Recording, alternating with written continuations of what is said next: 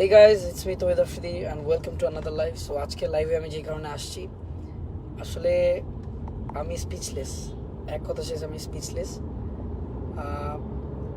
আমি একটু ইমোশনাল হয়ে পড়ছি। ইটস নট অ্যাবাউট আমি কি পাইছি, ইটস অ্যাবাউট যে লাভ, অ্যাবাউট একটা ফ্যান আছে আমার যে দুবাইতে থাকে, আমি কখনো দেখিনি।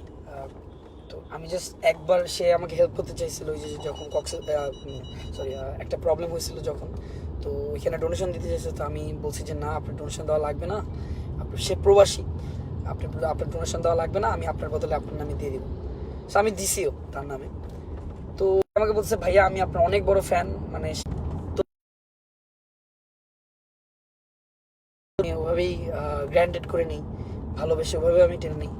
আমি অবাক হয়ে গেছি, সে দুবাই থেকে আমার জন্য আমার বাসার নিচে সে আমাকে একটা আইপড এয়ার আইফোন 6 পাঠিয়ে দিয়েছে। This is really expensive. It's not about money, it's not about expensive thing, but the fact is সে আমাকে কখনো দেখে নাই, আমাকে ভ্লগে দেখে এত এক্সপেন্সিভ একটা গিফট আমার জন্য পাঠিয়ে দিয়েছেন। আমি লিটারালি আমি আজীবন কখনো চিন্তাও করিনি যে আমি কোন লেভেলে চলে যাবো আজকে। সো থ্যাংকস টু রনি ভাই ফর দিস গিফট। আমি আজীবন এটা সাজায় রাখবো আমার নিজের কাছে, নিজের বুকের ভিতর রাখবো।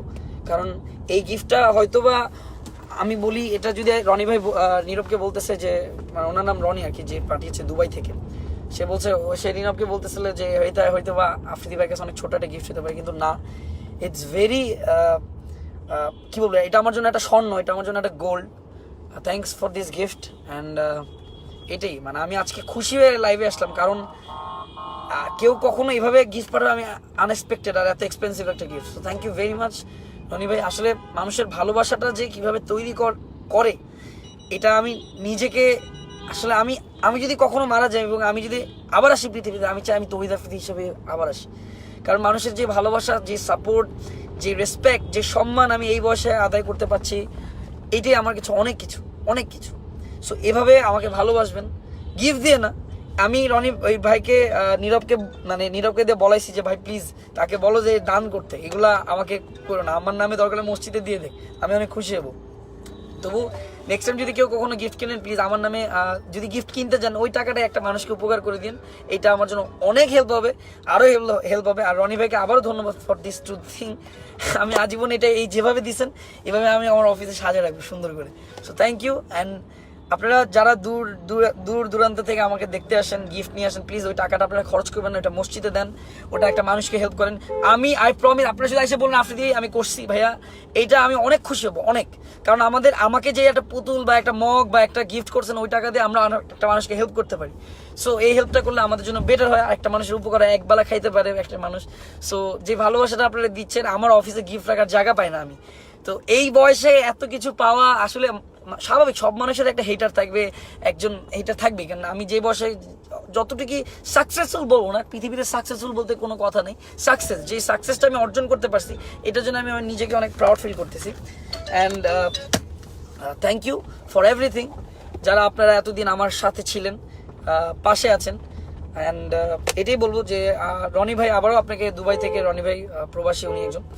এভাবে আমাদের দেশের যারা বাংলাদেশ থেকে বাইরে কাজ করছেন, আপনারা আমাদের দেশে যে নামটা অনেক উপরে উঠাচ্ছেন, এভাবে উঠাতে থাকবেন। আমরা অনেক প্রাউড ফিল করি যে হয়তোবা আজকে আমরা আপনাদের মতো হতে পারিনি। প্রবাসী হয়ে আমি দেশের 7 দিন দেশের বাইরে থাকলে আমার চোখের পানি বারবার পরে মায়ের হাতে রান্না খাওয়ার জন্য। সো আপনারা কষ্ট পাবেন না, আপনারা আসবেন দেশে, আমরা আপনাদের সম্মান সহকারে দেশে আনবো। এবং যেভাবে আমাদের দেশকে আপনারা রিয়েলভাবে প্রেজেন্ট করছেন, আমরা তো যারা চেষ্টা করছি তারা করছি, বাট আপনারা you are the real hero. আপনারা যারা প্রবাসী, তারা আপনারা হচ্ছে অরিজিনাল হিরো, যারা আমাদের দেশকে প্রেজেন্ট করে যাচ্ছেন সারা বিশ্বের মাঝে। So thank you very much Roni ভাই ফর দিস গিফট। আমি যেভাবে দিয়েছেন ঠিক এভাবে সুন্দর করে এটা সাজায় রাখবো।